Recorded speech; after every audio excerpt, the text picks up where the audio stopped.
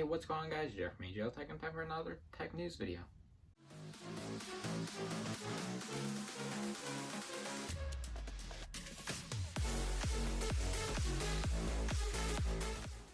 So apparently the Microsoft Edge browser wasn't good enough compared to Chrome.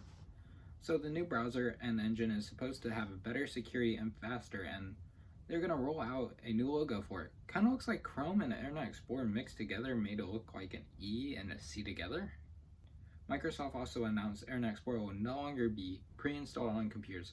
So now you can say goodbye to Internet Explorer. I'm surprised they didn't get rid of it when they put it on Edge, but also some people still use Internet Explorer to access other things. So for serious calibration for your monitor, a lot of times you have an external thing it will just slap on there and it will calibrate your monitor's colors. Well, Dell thinks it might have a trick up its sleeve.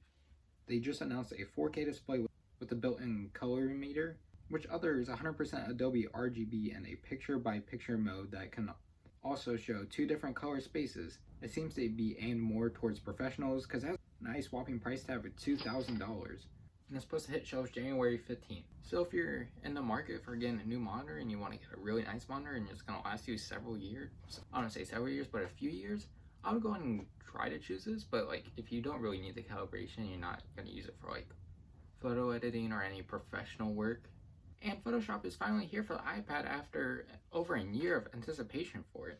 As no surprise, it will lack some of the desktop features of Photoshop, but Adobe says it's not extremely stripped down as the code base is very similar to the full version and more features is coming soon in updates sometime.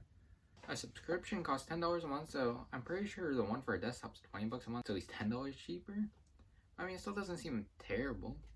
I think I might get it on my iPad and test it out and let you guys know how it works, and who knows, I might try to make a video of me editing a photo or a thumbnail in it.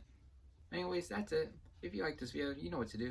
Give it a huge thumbs up, hit subscribe down below, turn on the bell notification when I upload my next video.